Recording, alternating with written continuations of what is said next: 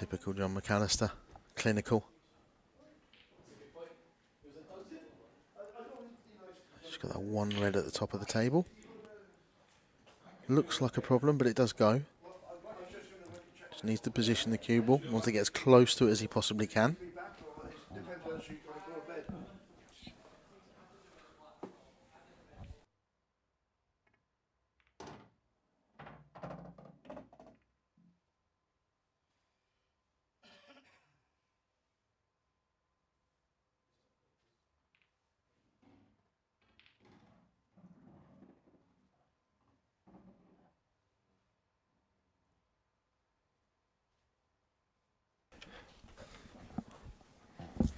So, joined in the commentary box by the most famous man in the building, the one that you see after every single game, in the players' faces with a microphone, Mr. Kevin Barton, chairman, interviewer. Interviewer extraordinaire, I think is what you meant. Becoming very slick at it, you are. Not really. I remember about 5 years ago, there's a little bit stuttery here and there, and smooth as silk now, like Ant and Dec is. Just Ant. Well, I'm not convinced, but I don't think John's thanks for the kind words, Dan, and yes, you can come round for tea next week. Brilliant. I think John's just run a little bit out of position here. He's got the worst possible angle. Trying to force this. Is he going to play it into the middle? Is he going to? He's running it through. Yeah, he's got to play it into the. He hasn't gone too far, has he? Oh, he almost went. Good job. The table run straight. Yeah.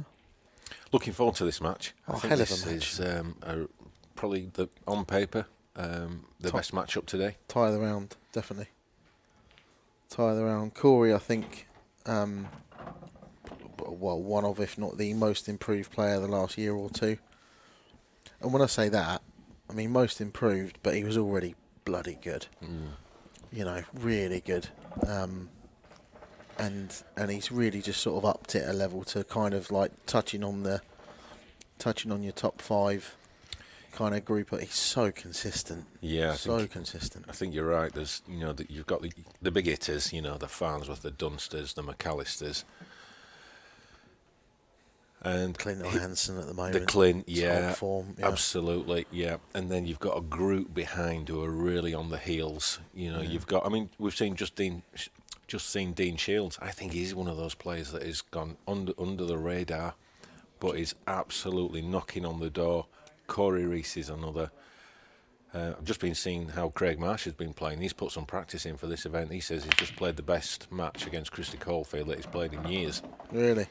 So it's going to be absolutely amazing if he's back on form. Yeah. You've got Ben Davis.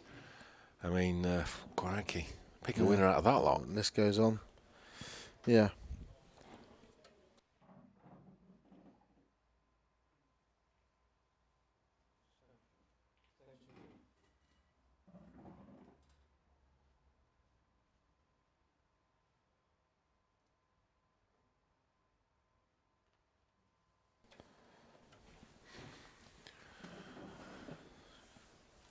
Yes, and obviously John McAllister, current world champion, the longest ever reigning world champion. And he is going to get to defend his title in February, live on the BBC for the biggest prize fund ever in IPA history. Yeah. In our sport. 13,000 of the finest English pounds to the winner. Yeah. And he's going to go there on a 2-year unbeaten run, Yeah. but with just the one world title. Just a one lot of prize money. I just sort of sense John's had a bit of a slow start since we've come back from COVID. Yeah. And I sort of felt that the last event he was just beginning to crank it up a little bit, whilst not quite at the levels we've seen from him. Yeah. I mean, I think a couple of years ago he won back-to-back tours, didn't he? And I think you're right. He's coming into form at the right time.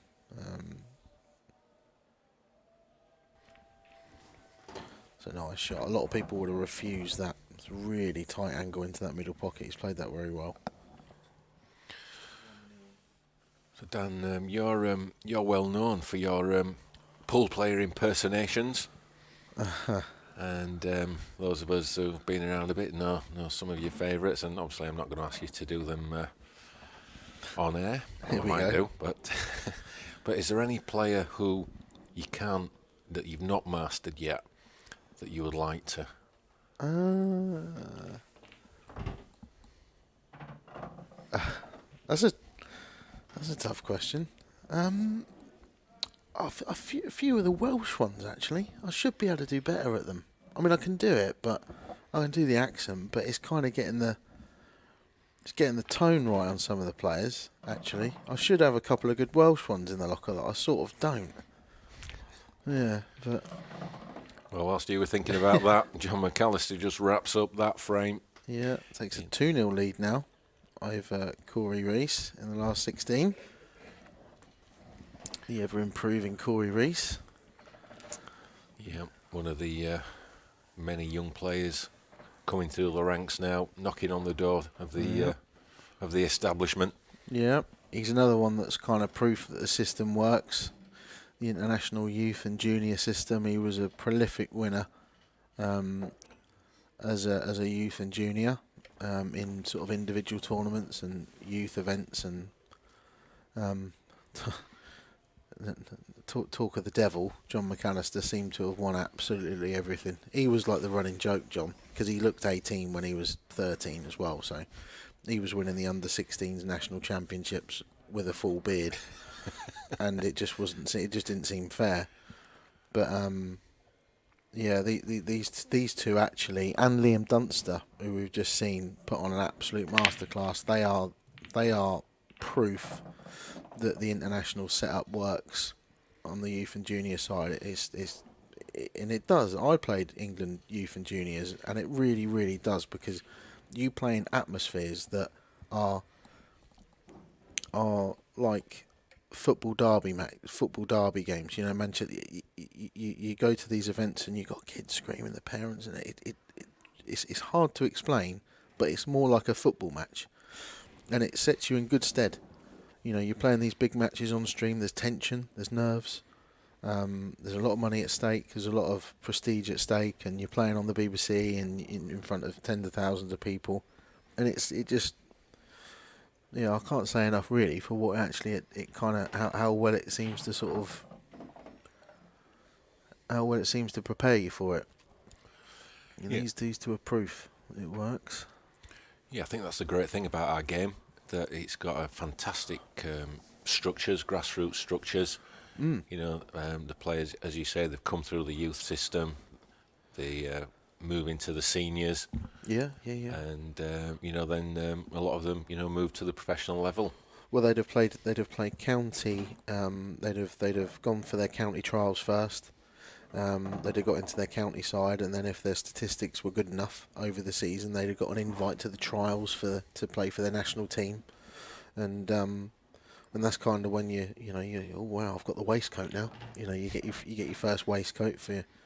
You know, but for me it was England juniors, and it means so much to you when you're 14, 15, 16 years old, and you kind of get the bug for it a little bit. Your local club normally support you; they give you a little bit of free play. You become a little bit obsessed by it. They give you a few 50p's. Yeah, and you meet your girlfriend and start drinking, and then it all goes to pot. Obviously, please drink responsibly. Yeah. But yeah, it is a great thing about our sport, and probably what a lot of people don't know about is the structures that are in place, and as you say, they work. And I think that a lot of other sports, will be envious of the structures that we have got in place, and plus as well for disability players as well. Yeah. We've got a guy from the Isle of Man who's playing, Andrew Neil. Yeah. This weekend, and he's only got one hand. Really? Yeah, it's amazing to watch. It just shows, what can be achieved. Absolutely phenomenal. Take my hat off to people like that. Yeah, you can. I mean, it just shows that the dedication and just the will to not let things get you down, and kind of just make a success of whatever sort of hand you're dealt in life kind of thing, and it is quite an inspiration to see. Yeah, it's brilliant. Talking of brilliance, a nice break and finish there from Corey Rees. Yeah, Reduces the deficit to 2-1. it was a huge break. It was John McAllister-esque.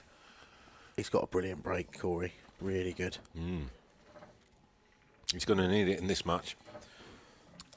He's going to need to be at the top of his game.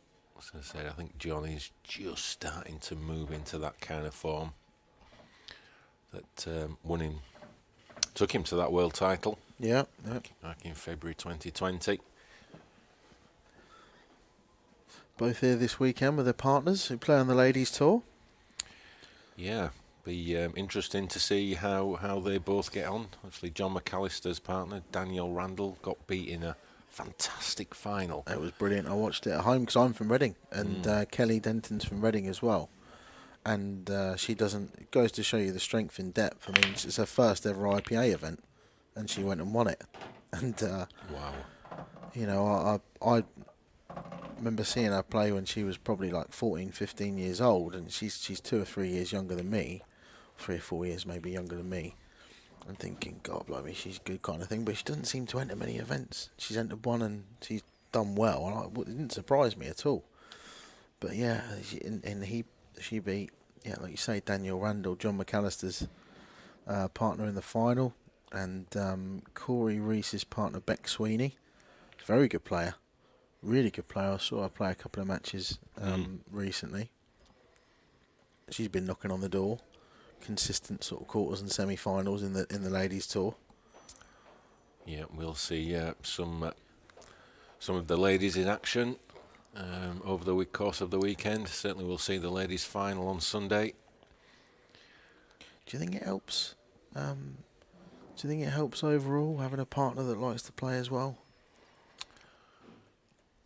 Well, I don't know. I mean, it might cause a few arguments, but not quite sure. Seems to be working for both of these at the moment. But, It does. I think it certainly will help the ladies, to develop and improve the skill sets playing with the likes of Corey and John, who at the top of the game. Yeah. It can only be a good thing.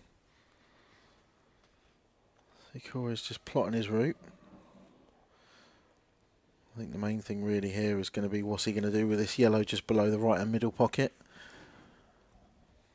He may have even wanted to play on it next.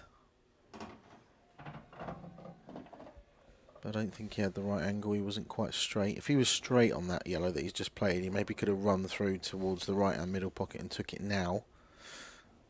But he can't do that, so just figuring out how he wants to go about this.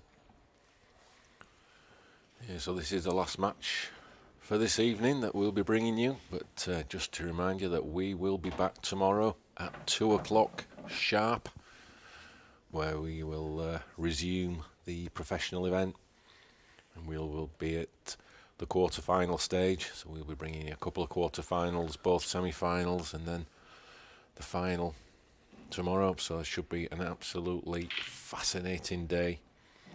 I was looking at the draw before I came on the commentary, and it really is shaping up really tastily. Yeah, there's like the strength in depth sort of says it all really, but you get a game like this in the last 16, this could be a world final, and you'd go, yeah, great final. Yeah. Absolutely. It's a big shot for Corey, this. He's not quite as close to this as he wanted to be. But doesn't want to leave himself dead straight either, so needs a bit of an angle. He's going to play this with a tracer right hand side. It's just about gone in now. He's made the pot, which is, I suppose, the main thing, of course, but he hasn't got the perfect angle. He wanted to be slightly further down table so that he could just drift in between the sort of the black and the yellow sort of area, but he's going to have to screw back across table now, and this is going to be a lot more difficult than it could have been. How good is he played that? A dream, an absolute dream. And Corey's someone who Great shot. has admitted that he does struggle with the shot clock at times. Yeah, I think everybody does to an extent, I suppose. But I don't know. I think I remember feeling it felt so alien for me the first few times I played on a shot clock. But the moment you play a good match under the shot clock, you start to think to yourself, actually, maybe it helps me because I don't overthink. So many times you look at a clearance which is tricky, or even an easy one, but where you've got multiple different ways you could go about it. And because you sat there trying to figure out what the best route is to go, which way is going to be the easiest way to go about this clearance and so on, because there's so many different ways you can do it, you end up just overthinking it and just, you lose your rhythm, creates a bit of tension in the arm. You've got to play a little, a touch shot like what Corey's just played there on his last yellow, and you underhit or overhit it because you lose your rhythm kind of thing. And sometimes you can say it actually helps you.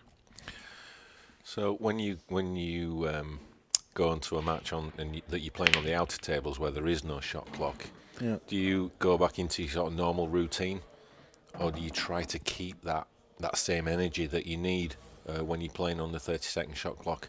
I think a bit of both. I think you try and remind yourself to quicken up a little bit, and get that balance between playing a measured game but not slow. I think it teaches you that. Using the shot clock teaches you to kind of. I think one of the hardest things to do in pool for me, other players are different, but for me, is getting that balance right between not rushing and but not taking too long as well, not overthinking every single shot, but it's playing with a rhythm but without chucking in the silly mistakes that playing quickly brings. That's the hardest thing for me, because I know me personally, I'm probably playing best when I play fairly quickly. Once I've figured the route out, I'll just get on with it. But it's then when you've got a bit of thinking to do, and pool's one of them games. No frame's the same. Every frame's different. Sometimes you break, they're easy. Bang, bang, bang. It's all over. It takes a minute. Anyone could clear them up. Other frames you break, and you could stare at the table for 5 minutes, and you don't know what to do. So it's trying to get that balance right, really, and manage a situation. Oh, this is a tough one. Do I need to think about this forever? No, I'm just going to cover a pocket. Get a foothold in the frame. Let my opponent worry about it, kind of thing. It's tough. Yeah, and obviously when you're playing on the shot clock, with the rules as well, your sort of mentality going into the match is pretty much fixed, isn't it? You've got to go in. You've got to fight fire with fire. Do you find that when you move onto the outer tables, that sometimes you don't play with that same fire, I guess? I suppose you've probably got, because you've got more time to think about all options. Yeah. Sometimes you probably might play the odd safety shot that you didn't realise was on. Now and again, there's like speed of thought for me. When you look at someone like, say, Liam on stream, do you remember the first time we had 30-second shot clock? Liam was one of the players. It's not long enough. The players were, it's not long enough. We can't play. He's the master at it now, because his speed of thought is probably better than pretty much everybody's. So he can figure out these tricky clearances, and he figures it out quicker than anyone else, which probably gives him an advantage, even though he's not a quick player. He's a very measured, he's a methodical player. He's not quick. He doesn't run around the table at all. But actually, I think the shot clock is an advantage for him. Yeah, I was watching him in his last match that we saw, and he, as you say, he knows his next shot pretty much instantly. Yeah, he sees the game so quickly. So he's basically waiting 20 seconds just to get himself prepared, and then uses the last 10 seconds to play the shot. Yeah. And he is, I think, without doubt, the best at the moment of really managing his time in a very efficient way. Definitely is. I think Corey there's just fell short on on that clearance. Just run out of position with 3 yellows left. Flicked the red on the way back past the table, so he left himself a tough cut into the top left corner pocket. His only saving grace is John's red now doesn't go into this top left hand corner pocket. So there's one more problem for John to figure out. Yeah, I see that John's he's based his attire tonight on the carpet. He's made sure he's matching the carpet. That's quite advanced, isn't it? Advanced fashion there from John. Yeah. I think they've got a battle of the sponsors, haven't they? I mean, they've got about 10 sponsors between them. Not surprising.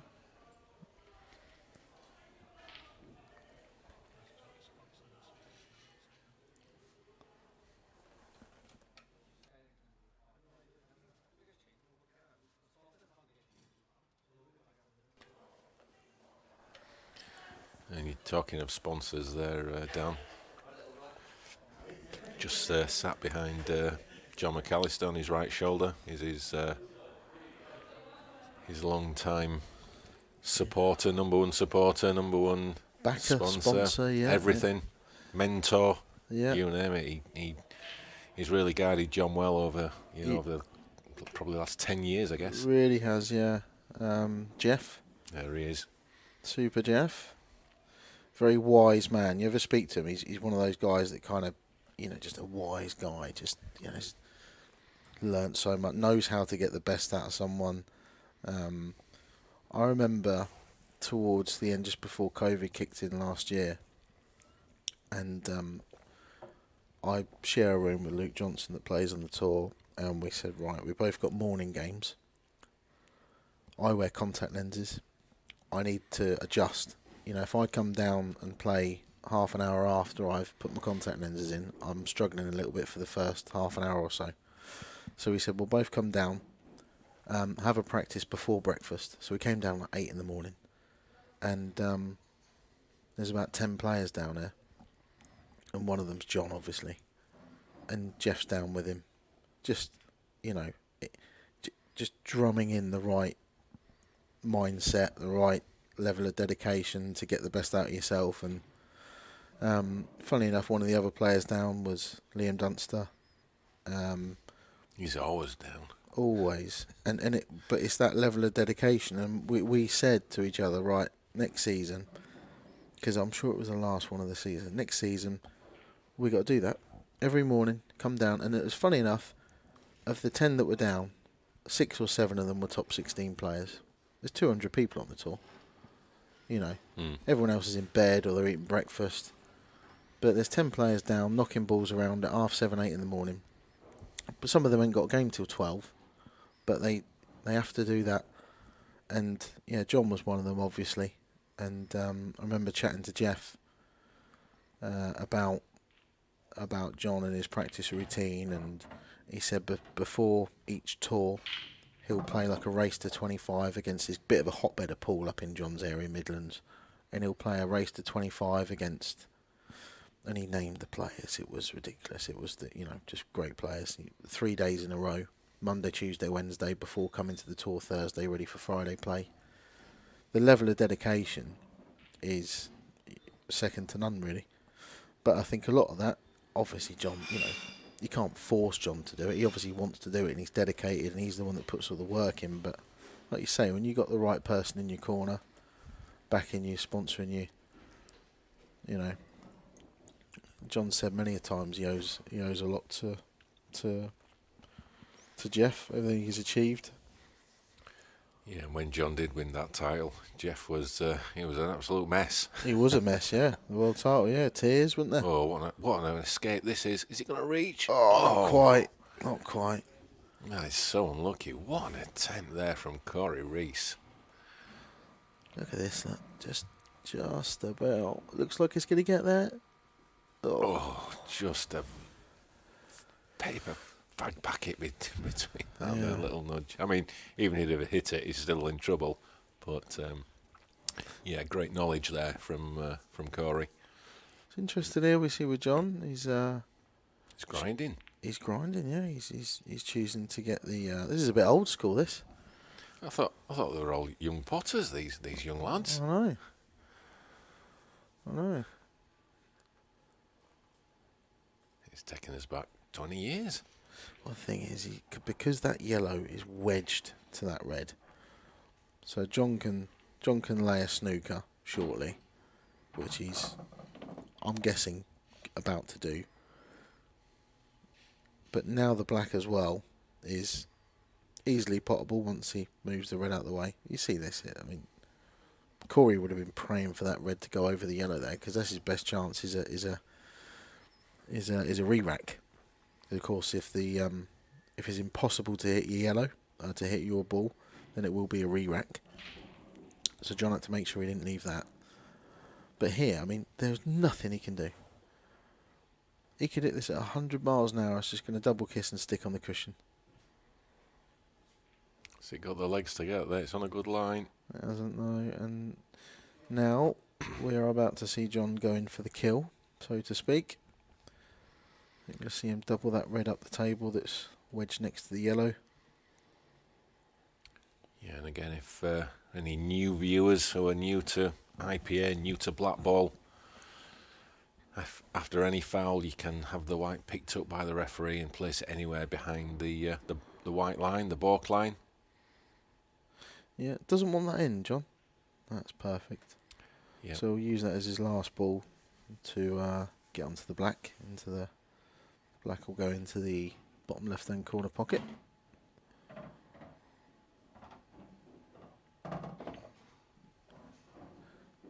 Never seems he plays at a really steady pace, doesn't he, John? He never seems to be rushed. Never seems to play slowly. Always plays at the same pace. Every shot gets the same treatment. Yeah.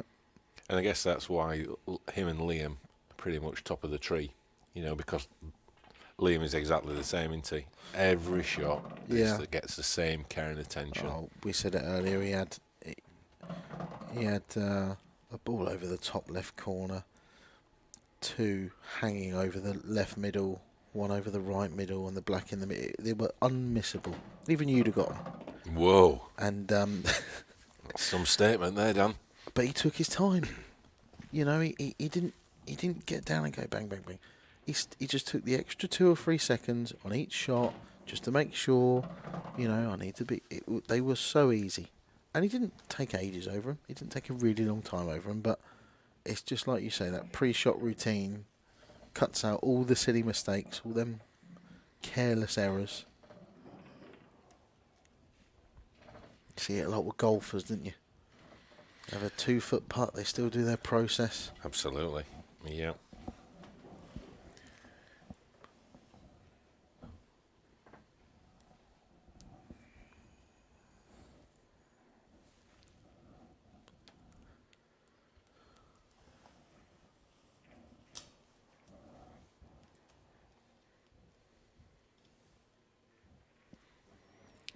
So 3-2 to John McAllister in this race to 8 frames for a place in tomorrow's quarter-final.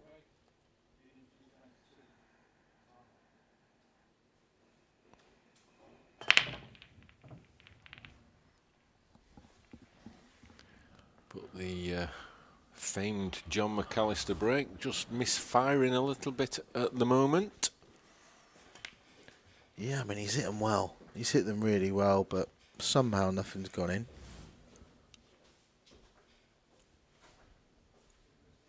Second prize, though, will be, as always when you're at a dry break, it's the last thing you want, but the second prize you're looking for is have I left an easy clearance, and he hasn't. There's a messy table. He's got problems whether he goes for reds or yellows. Be interesting to see what Corey does here. I think reds are probably slightly better, maybe. But where's his opening red? And for that reason, it looks like he's going for yellows.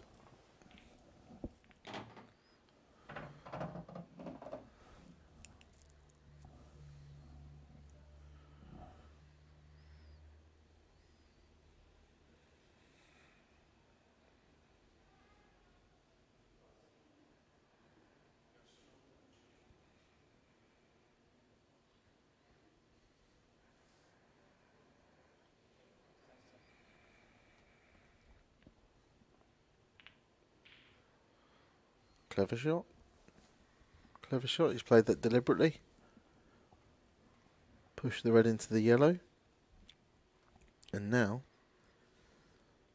the yellow closest to this bottom left-hand corner pocket, if and when he wants to, he can play that off of the red to open the pocket up if he wants to go aggressive.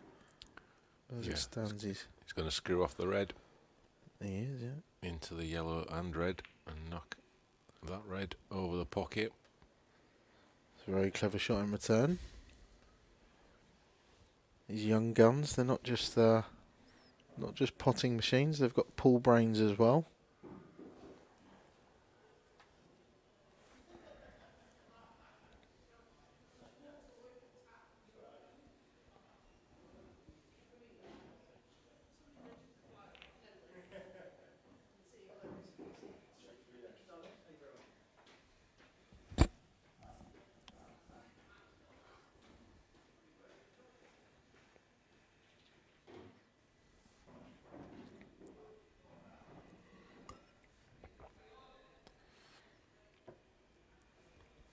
So I don't think John will be holding back much longer now.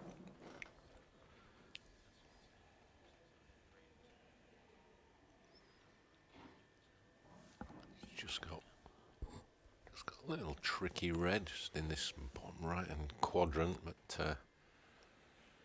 these guys are so attacking. But John is he's giving Corey lots of respect. Yeah, and it's a smart shot, I think. That one that Reddy's just played was quite easily pottable on the cushion, but it's even easier now.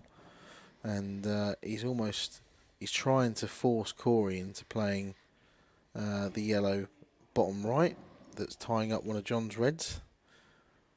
As it is. Oh, wow. Wow. How has that not dropped in? It still looks like it might. How has that not gone in?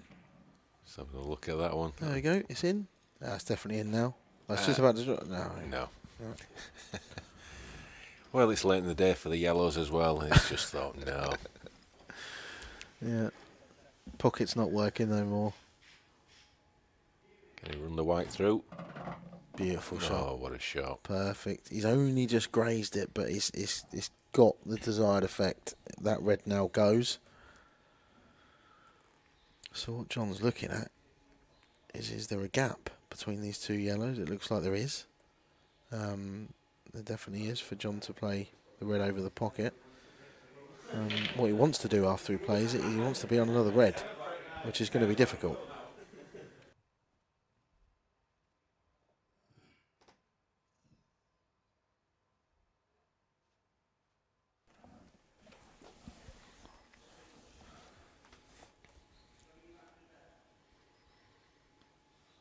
It's one of those where he can't really play safe here because there's so many balls for Corey to use to play a skill shot to open the frame up that John kind of feels like he's got no choice but to go for it.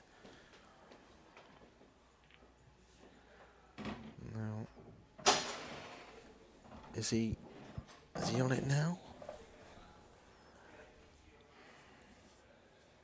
I don't think he's quite on it. He's just bent down to have a look. A long way down for John. Looks very tight. There's that one from any angle. Yeah, and I mean, is there an argument maybe that he just plays that red last, and then maybe just plays the black into the? Is he going for it now? He thinks he can get through. Oh, that's perfect. Is it like a dream? Just glanced off the yellow as well, just to open the pocket up really nicely for the black. Perfect. In, probably four shots time. A really clever shot, isn't it? It's a brilliant shot from John. Yeah, and just a really good example of how the top players attack that really any difficult areas as soon as they possibly can. Yeah, and in such a strategic, clever way. He thought about it. He looked at it once. Oh, can I play it now? No. He played. I mean, he had 3 pots that he could have played, and he took the most difficult one at the top of the table. White coming off 2 cushions. Loads of people wouldn't have played that shot, but he sacrificed. He was still highly likely to get the shot that he played, but he's played a more difficult pot to get that position because of what he wanted to have afterwards. He didn't want to take any of these two down in the bottom half of the table for after he had that red there. He wanted to play that red there with those two still there. So he took the one at the top of the table. Such clever thinking from John. He's just looking here, is he? 10 seconds. In an ideal world, he'd stun into where that yellow is on the right hand middle pocket if the pocket wasn't there. Oh, he's done exactly that. Wow, such a clever shot. I mean, he's used the yellow to hold the white so that he's got perfect position for the red into the top left. I mean, That's that brilliant. is. Yeah, he's played it at such a pace. He hasn't risked following the white through. Oh, he's missed it. Wow. Wow. Did he miscue then? I'm not quite certain. No, Did he he just misjudge? just missed. I can't remember the last time I said that about John McAllister. He's just missed it. I think he's just not got. I don't know if he's planned to play the some side on the cue ball there, and it's just. I think he was just trying to dig in too much so he didn't leave the white too close to that top cushion. Because you see he's missed it thick. So he's obviously trying to compensate a little bit for that. That's a great shot from Corey. He's almost played it as a shot to nothing there. I mean, it was a very difficult pot, but he's played it well. He's actually probably played it too well, because the next yellow isn't so easy. Yeah, but he's in control, so if he does want to take the defensive route, he can do, but no. He's taking the attacking option. He is, and he'll be playing this as a shot to nothing as well. We'll be playing this in such a way that if he does miss it, he isn't going to be leaving John anything, and I think he did snooker him as well. It's a very good shot from Corey. Attacking, but sensible at the same time.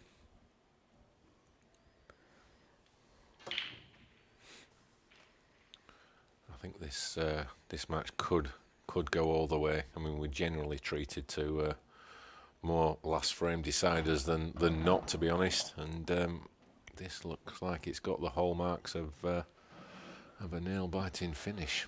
Yeah. I mean, I expect nothing less really from these two. Both in top form. It's a tester here though for Corey.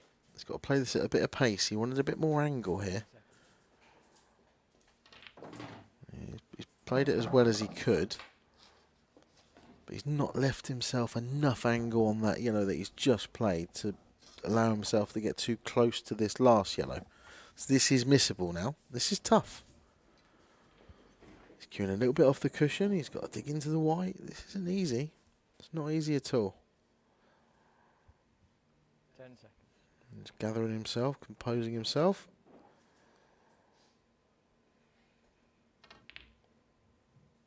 And he's missed it. The next question, does the red go into that top left-hand corner pocket? I think it clearly does.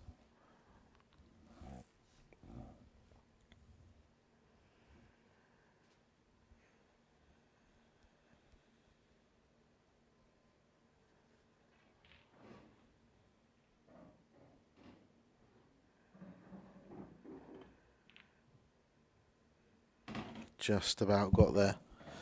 It's a very good shot. Very good shot from John McAllister. A crucial one as well. Punishing your mistake of your opponent. Absolutely crucial. A scrappy frame. First real scrappy frame of the match.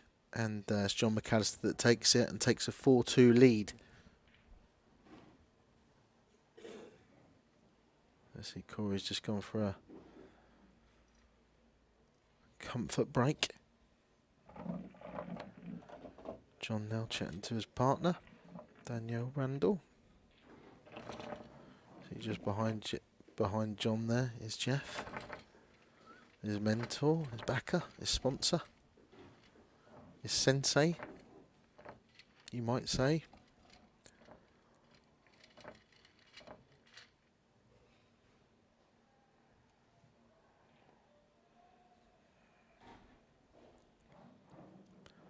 It's a happy corner at the moment.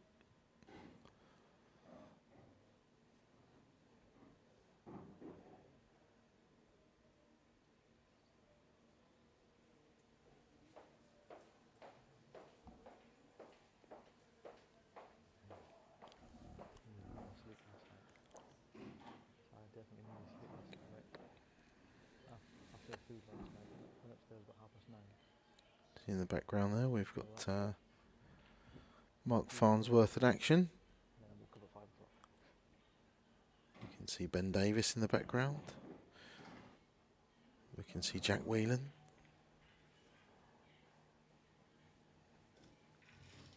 Just 3 previous world champions, actually, now I come to mention it. All battling out in the last 16 of the tournament.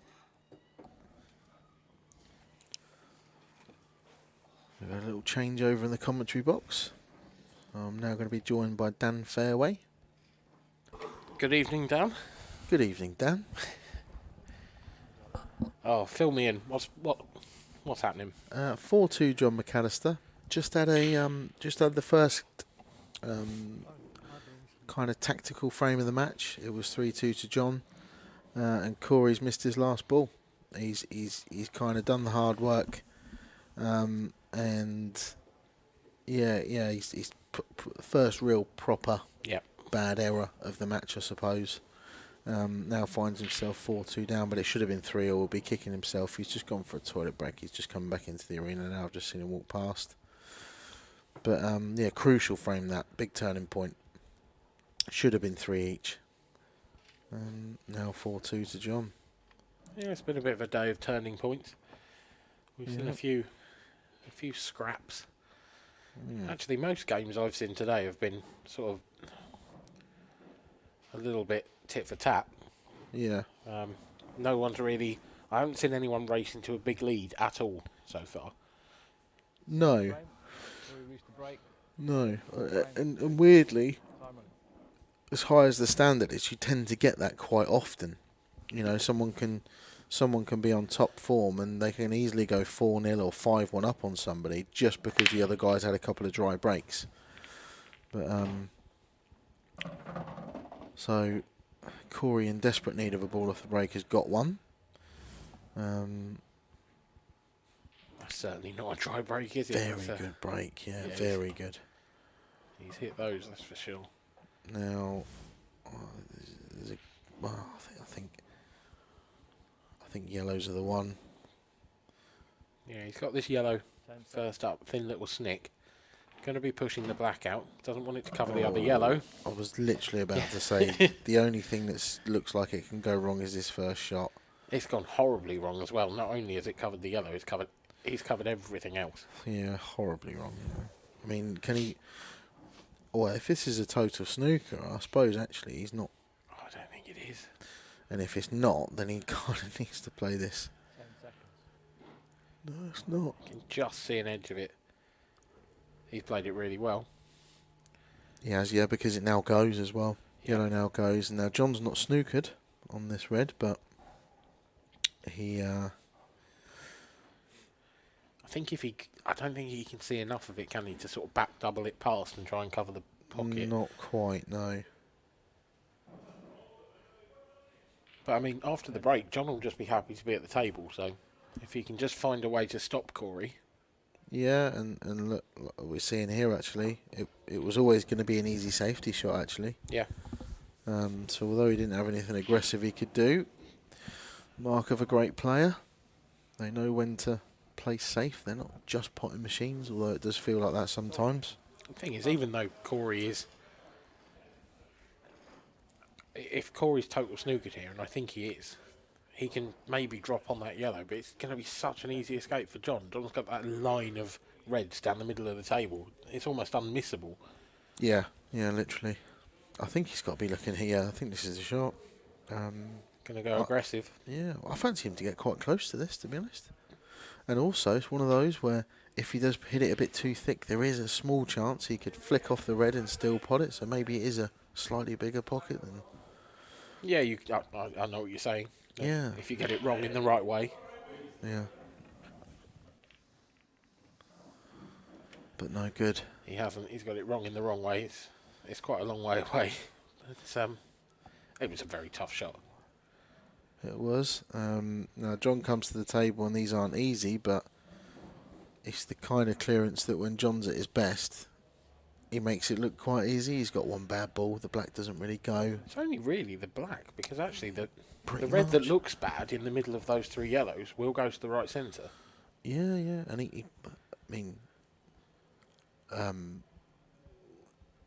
when John's on top form, he studies the table for a minute, 30 seconds. Yeah. Might use his extension. And he'll just figure out. And he'll play a shot like... Oh, that's so unlucky. Not like that. No, that's harsh though. But he'll play a shot like that, first up, and typical John, typical, world champion. Yep. What more can you say? Problem area, attacks it straight away. First possible opportunity, attacks his problem area. That's what he did there. This time it hasn't worked out. No, and I think we're seeing him try and shut up shop again. He's not quite played it as planned. No, but it's not bad. Corey can't see enough of the yellow next to the black to pot it. He can't see any other pots. There's not really anywhere nice and safe on the table either, apart from behind the yellow and black, but you can't get there from off one of the other yellows. Not really, no. He's looking at a plant here. This is a huge shot. I mean, he hasn't got much else, but if he gets it, frame's there. Oh. Now maybe is the time for John McAllister to come to the table and really stamp his authority on this frame. Well, in the match as well. The previous frame, Corey had a chance and didn't take it. So if that pattern continues and John can clear up after a Corey mistake 2 frames in a row, it's a real dagger to the heart for Corey Rees. For any opponent, really, when you punish a mistake, it always feels worse than when someone just breaks and clears. If you've had first chance and not got them, it hurts way more. John could attack the black here, but I'm not convinced there's any guarantee of position. Well, that's why he's played it at pace. Yeah. You bang on there, because if he'd have just gone into it, he wouldn't have been on anything. He'd have been on a double at best. He's still not on anything nice. He's not. He can't...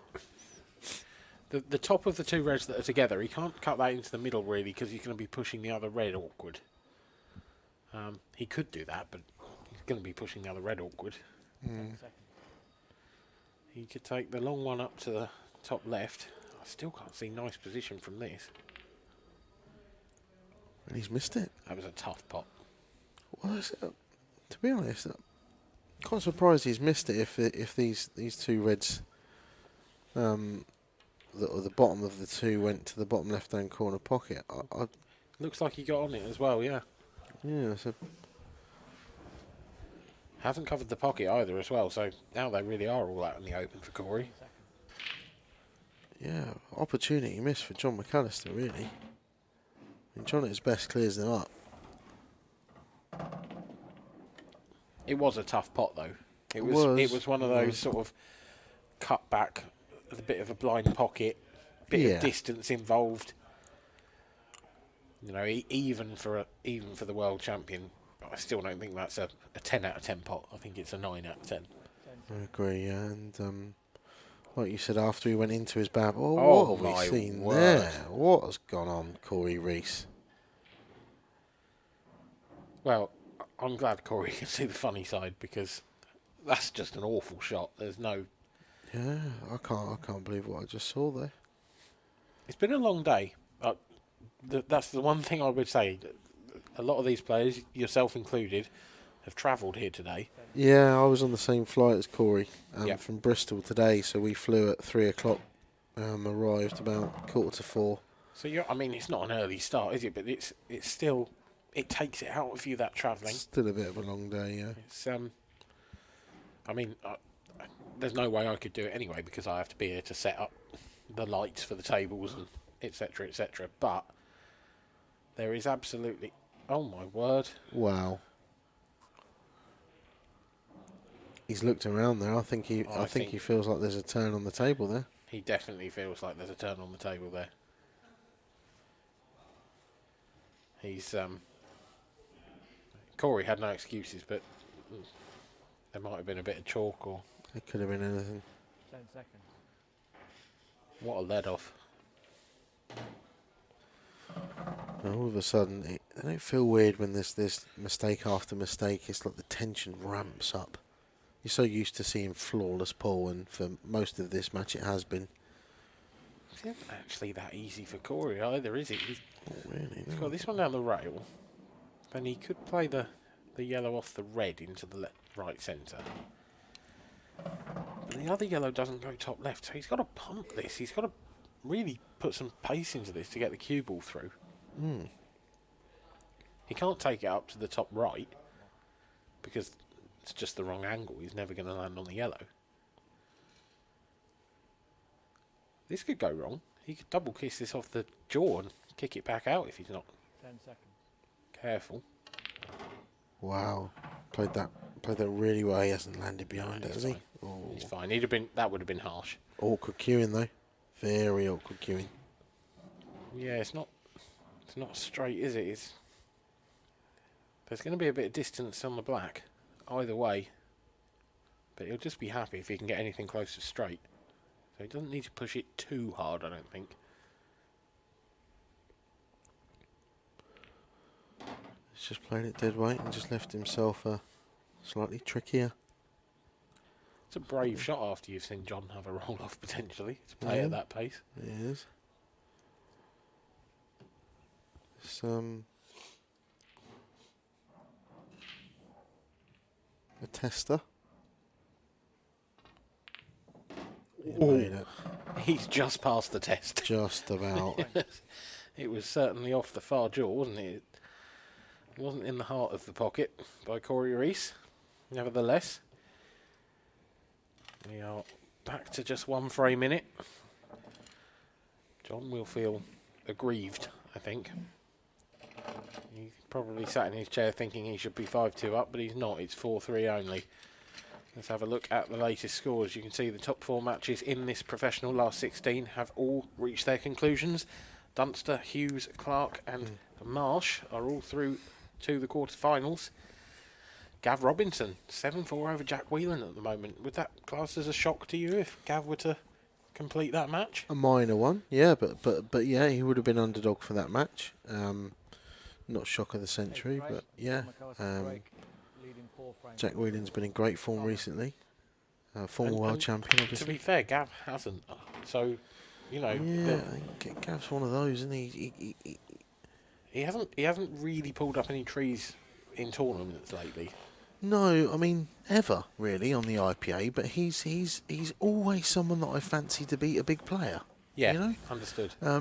You see him beat someone like Jack Whelan, and you go, yeah, I know Gav's well capable. I know, but when's he ever been in a final or a semi-final? You know, it's a weird one for me because he is definitely capable. Do you think it's a consistency issue with him then? You Must feel be. like he's capable. I mean, everyone's capable of beating anyone, but he's very, very capable of beating a top player on his Yeah. day. But he's perhaps not as capable of running out 3-4 top opponents in a row. No, exactly, yeah. And there's not a bit about the bush. Some people aren't as good as others, and some are ranked, lower consistently. But Yeah. Gav isn't one of those. Gav isn't one of those. Definitely isn't. He No, can play. I've seen him play unbelievable ball against Craig Marsh once in a World Series qualifier. Yep.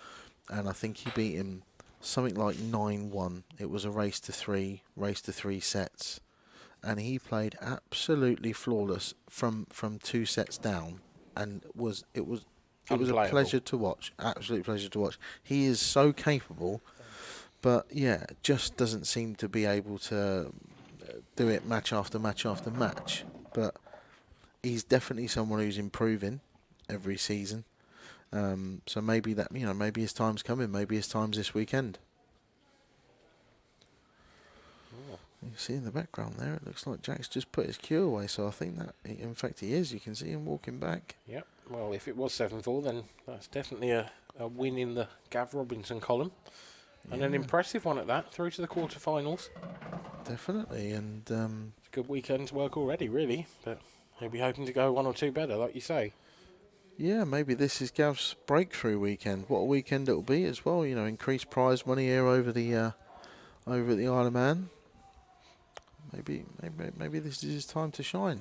Of course, just for this season only, our last 2 events here. So we've got the International Open at the moment, and then we are back in the Isle of Man in January for the Tour Finals,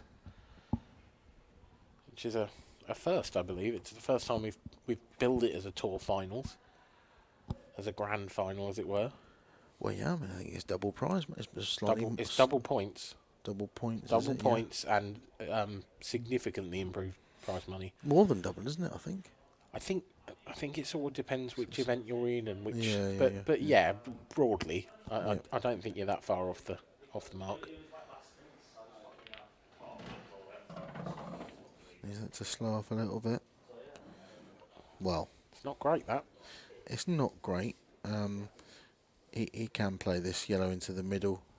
It's a fairly natural angle to come off of 3 cushions and maybe play the yellow he's closest to into the bottom left corner pocket. I don't see that he's going to be clipping the... He could even play it into the same middle he's playing this one into if he gets. He could come round. Could do. Yeah, that's exactly what he has done. Good shout. This looks like quite a nice angle as well, because I think he can just run this. Well, he's not happy about it. No, I thought he he's could not just run happy. through into the red, but maybe he feels like he's going to slide past it. Yeah, and if he plays it at the pace he would naturally play it at, he'll end up behind the red. Yeah, And that's why he's shaking his head. I don't know. I think if he's topping it,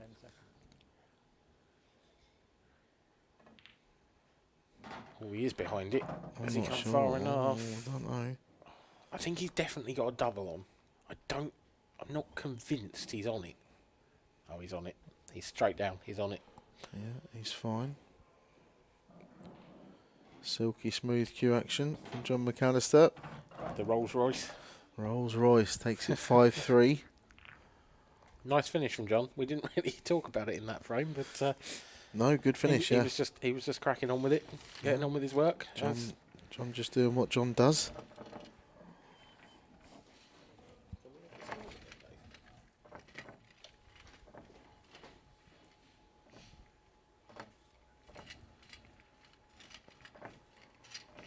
There we. Confirmation. Gav Robinson's beaten Jack Whelan 8-4. Farnsworth v Fernie 5-4. Now there is a man who is coming into his own lately, Ross Fernie. Yeah. How good has he been since the Champions Cup, really, where he made it all the way to the semi-finals? He has been spectacular. Yeah, he won one of the pro events, didn't he? He did, I think the first one in immediately Coventry. after. Yeah, Yeah. Top form. And Ben Davis, former world champion, recent winner of the TV pay-per-view event that we had, which Jimmy White played in. Yep. Ben's 4-1 up in the last 16. Oh, Corey, What a break that is. It's a sledgehammer. Oh, crikey. It's not the nicest of leaves, actually. He deserves a bit better. Really hits them well, doesn't he? Really hits them good. But what do you... What's he got? I mean, a plant on the reds to the right centre, first off? I I think think all the reds go. I'd rather be reds. I think the red that's closest to the black, if he can land straightish on that, he can punch that in and just release the black a little bit. Do you think... If he decides to go for reds. Yeah, I mean, you can take the bottom one first, can't he? But Yeah, and with a bit of top and left hand side to get himself over the right hand side of the table, maybe. I think the angle's too. No, he is trying that. Yeah, oh, so really nice shot. That's so delicate. yeah, very. And now's the shot. What I just said. So he's going to be playing to just release the black a little bit, but if he hits it too hard, he's going to push it over on that left hand side of the table, and he doesn't want to do that. It's another shot similar to the previous one. It's delicate. He's got to just nudge it out. Yeah. No more than a couple of inches, and actually he's turning it down, which is... Turned it down, yeah. The other option was that he played that cut into the corner, but played it at a lot of pace. Yeah. So that the black went in to the side cushion and then came back out again. But I just can't work out how he's going to release that now, though. well, I think just nudge into it slightly, and the yellow should move away a little bit. Can he do that now? Has he got an angle? Well, it looks a bit straight to me, but I think he must be able to. Just Yeah, so not quite. He didn't have the angle. Well, I think he maybe just could have if he'd have just did it a little bit harder, but either way, He's in trouble. he's in trouble, yeah. He's got to move it now. Yeah, I don't don't go see. anywhere. I don't see he's got much choice than take the red over the right centre, leave himself an angle to go into it. Yeah, leave himself an angle to, yeah, he got no choice, has he? If he goes anything like full ball into the yellow, he'll be okay. Maybe he could finish the frame in one shot here. I'll tell you what, it's If that's a very close. plant. It's very close, yeah, you're right. Unless it does go into that middle. Is he having another look? Is he having a look to see if he comes round and can he leave a double? Oh, I don't think it goes because I think he's pretty much touching that yellow.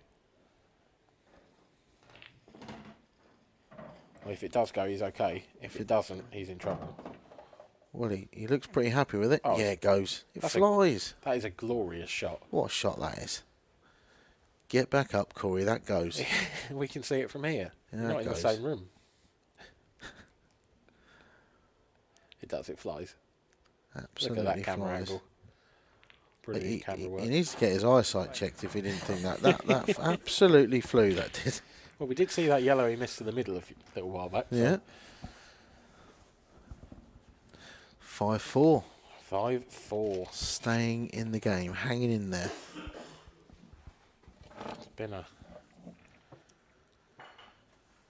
It's been a long day. We've had a lot of pull. I thought you were singing Take That songs then, sorry. We've still got some to go. Mark Farnsworth now 6-4 up on Ross Fernie, and Ben Davis is 5-1. romping at the moment against Andrew McKee. He is certainly steaming towards the finish line. And if Ben does win that match, and which it looks like he's going to, and Corey can get through this match against John McAllister, we're going to have four Welshmen in the quarterfinals. Yep. That's not unusual. It's not. Are you on Tom Jones songs now? I mate? wasn't sorry. Okay. You know when you think of a joke after you've already said it? Yeah. It's not though. I mean, No, it's not. You know, no. we Such a see- hotbed of pool. yeah, it's crazy. It really is. There's so many talented players in Wales. They certainly punch above their weight. Yeah. For the size of the nation, they produce a hell of a lot of good pool players. John McAllister has made a ball off the break. He's looking to re-establish his two-frame lead. It's a good chance. Nice break. Yeah, I mean, you know, reds or yellows. There's only really seems to be one sort of problem area, which is this sort of little cluster in the middle. I think he wishes he had a yellow to start, but he hasn't. Yeah. I think is he looking at going cushion first, red cushion first? Is he looking at playing the plant first up? And I feel like the plant runs him naturally into the difficult red. I think the reds. I mean, that red does go if you land on it, doesn't it? So True. But if you move it, you've got more options. Well, I don't think he wanted to skill them. no, and I think that's one of the arguments against trying to move a ball that you could just land on. Well, now he's... Well, what's he got? Well, Has I he think got a double? He's got a plant, doesn't he? He's got a plant, and he can maybe come across the right-hand side of the table. Big plant, though, this. There's a lot of distance there. Didn't fancy it, just thought he'd slam the double in. Why not? Why not? Yeah. Let's have another look at that. I think that's a kind of got the hump double, that It's one. superb. Oh, it's just the power, the Yeah. accuracy you have to play that with at that pace. It's Yeah, crazy. especially into a corner pocket as well. You don't see many players do that. No, not unless, like you say, they're genuinely annoyed. Yeah. Look at that, on a sixpence. On a sixpence. That is crazy. Oh, such a good double. I think what we're seeing, you know, sometimes people play well, sometimes they don't. But it's the way, the manner in which they do it. They might have a great result, Yeah. but sometimes you can see just little shots like that. Like this one that he's just played here, with rakes aside, such a pinpoint, a shot where you need such pinpoint accuracy. The confidence to even attempt it tells you what kind of shape they're in, or, you know, so to speak, and, you know, how well practice they are and how confident they're feeling. Whether it comes off or not is another matter sometimes. It's just the fact that they've got the nerve to play the shot in the first place just shows how confident he is feeling at the moment. And that as well, the Yeah, side, to it's play just- that, it's so easy to throw the cue ball out. It's so easy to get that just wrong. Yeah, it's a pleasure to watch. That's ridiculous. It's a great finish from John McAllister. And he re-establishes the 2-frame lead. He now leads by 6 frames to 4. It's that as well. It's the that wasn't the hardest finish he's going to get all weekend by a long, long stretch of the imagination. He made it difficult for himself. Yeah. But it's 5-4 in a race to 8. It's a crucial time of the match, and he just nonchalantly just dug himself out of trouble. Yeah. You know, in such a that'll be all right. I'll just slam a double in. I'll just play a couple of pinpoint accuracy shots down. I'll play with it and run inside, you know, from distance. Yeah. Full length of the table. Just a bit of run inside. Yeah, ridiculous. I mean, he is... It makes you sick. But he is in... with. I mean, in the last tournament, he lost in the professional final to Liam Dunster, didn't he? Yeah. It's a And great final. I think he was 6-2 up, and it was a great standard game. Unbelievable. I mean, to be fair, Liam was excellent coming back from 6-2 down, but John missed a huge chance in that match to go 7-2. Right.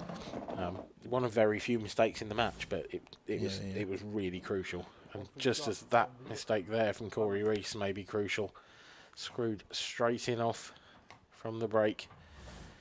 It's I think the bell is starting to ring for Corey Rees. The alarm bells are ringing inside his head. Yeah. Because this should be 7-2. Yeah, and 7-4. and I think you see how disappointed Corey is there. He's been in such good form this season, and this is one of the sort of, it's quite a below par performance really by Corey standards. I stress that, you know, by Corey standards, because he's been so good for the last year or so. Since we've come back after COVID, he's been, and he was doing well before that, but he seems to have really upped it a notch. Yeah. But yeah, I think it's a little bit ominous signs for the rest of the weekend for John, whether it be this event or the Open. I can see him going very, very close, if not winning one of these, the way he seems to be playing. I'm assuming the black goes into the middle. Yeah, it will. It's a tricky one to get on. Yeah. I mean, he's got the red over the bottom right corner. I think if you pot that and screw back a couple of inches, the black's fine.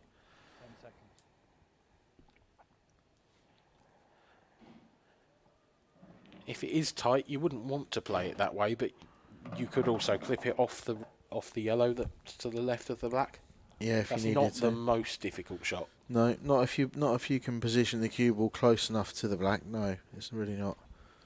I mean, if it was a problem, he'd have gone into it there. Yeah, no, I think he's leaving that red over the bottom pocket. Yeah, till last. And in that case, I mean, looking at this table now, I'm sort of chalking this up. I think this is 7-4, isn't it? Yeah, it really should be. It is all on that last shot. He has got to be precise. If he stuns it and doesn't draw it back a couple of inches, I think he might be in a little bit of trouble. So it's just going to be how close he can get to that yellow. If he can get close, then yeah, I'm with you. They're gone. If he has to play that final shot from distance, yeah, there's just a little bit of hope maybe for Corey. We've just seen him sort of take his time there as well when he had 4 reds left, and just deciding whether he's going to play this one that he's playing now as his third last red, or the one he's about to play now. And I think by playing this one as his second last red, he can get closer. Yeah. You know, natural angle can come down table, he can get closer, and he can also get... That's what it's all about. He can give himself a nice bit of angle as well. Yeah, as a left-hander, reaching across the table. Yeah. It clearly is a little bit of a concern because he's taking his time, so he really does need to be absolutely pinpoint. I think that's perfect. Yeah. That's ideal, because if he was to the right of those two yellows that are to the right of the cue ball at the moment, if he was on the right-hand side of those, there would be a lot more to go wrong with this shot. Yeah. I actually think it's a bit easier than it looks, to be honest. Looking from that camera angle, there, that black flies. It's not even close, really. Well, I mean, he's barely screwed it back there, and he doesn't seem too concerned. So I don't think. I think he's absolutely fine. I think that flies in. yeah, nicely done. 7-4 on the brink, John McAllister. And John McAllister to break as well. And so far, from what I've seen in this match, he's been breaking pretty well too. Yes, he's going from bad to worse for Corey.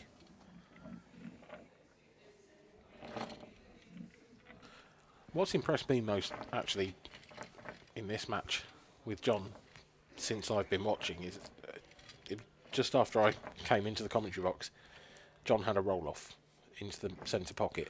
Corey missed a sitter, left John a great chance. John didn't take it because he felt he had a roll-off. Now, a lot of players, even in the professional ranks, you would see them chuntering to themselves. They'd have lost two frames just off the back of that one thing. Yeah, head goes a bit. John put it out of his mind straight away, came back to the table, dished up, dished up, dished up. It's been phenomenal, really. Yeah. Yeah, I think that's a sort of understated part of the game, really, is the mental side of it and the ability to deal with when things don't go your way in a match. How has that cue ball stayed out? Wow. I mean, everything else has as well, but I still think Corey might be sat in a... Well, he's up at the table, but he might just be thinking that is typical. Because if you have two shots, or one free shot and one visit, I should say, coming to this table, then you fully expect to clear them up.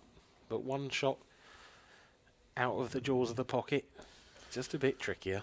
Yeah. The yellows aren't bad, though. To be fair, I think he wants yellows anyway. And he's on one. I think you just got to tell yourself and you just be grateful to have a shot. Yeah. You know, he could be looking at John on an easy finish now to win this match 8-4. But he's in there with a chance. He just flicked that yellow on the way through though, and that's just wanting to get past that. Almost feels like end of break. It kind of does. I mean, what's he got? What's he got? A very long range plant. Does the yellow he's closest to double? Maybe might just be able to squeeze it past. Play the yellow below the black. Oh yeah, this is a very tough shot. Tough. Eggs in one basket, and he's missed it. He sort of quit on it a little bit. He didn't want to play it at too much pace. And in comes John again. Feels like a bit of a similar theme to this game of absolutely dead-eyed, isn't he? He's like Terminator when he comes to the table. Yeah, Ivan Drago. Yeah, you do feel that way though. You watch him come to the table, and it's genuinely a little bit terrifying, even if you're not playing it.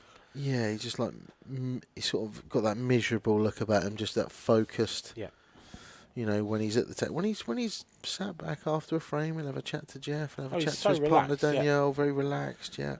But when he's at the table, you know, it's kind of like I must break you. Eyes down, you know, like he's playing bingo. You know, eyes down, concentrate, and I don't know why, but I just can't imagine John McAllister playing bingo. Oh, I reckon he likes the game. You reckon? Yeah. He'd probably be good at that as well, even though you can't be good at bingo, but John McAllister would be good at bingo. You could be bad at it. Well, you can, but only if you forget to like cross off the numbers. Well, yeah, that's about it, really. And John is far too focused for that. Exactly, yeah. Dead-eyed, laser-eyed focus. Yeah. So eyes down, yeah. Yeah. Oh, head down now. He's not too happy. Well, I think he's okay there, isn't he? I mean, he can. It's a difficult shot to run that red in, isn't it? But surely he's fine. Is he a little? I think he's all right. Is he worried about an in-off, maybe? Well, I don't know. If he screws it back, the pocket might grab hold of it, or maybe. I feel like he can stun it. So if he gets this right, if he gets this right now, he's not going to be able to play both reds into the middle now. So what he's going to have to do is take the bottom of the two reds, then these two into the bottom left-hand corner pocket, and he's going to have a tricky positional shot to play, shall we say.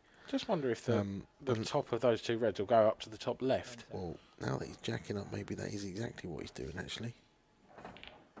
Oh, No, the first the one went. first one flies. Yep, ignore us. It's been a long day.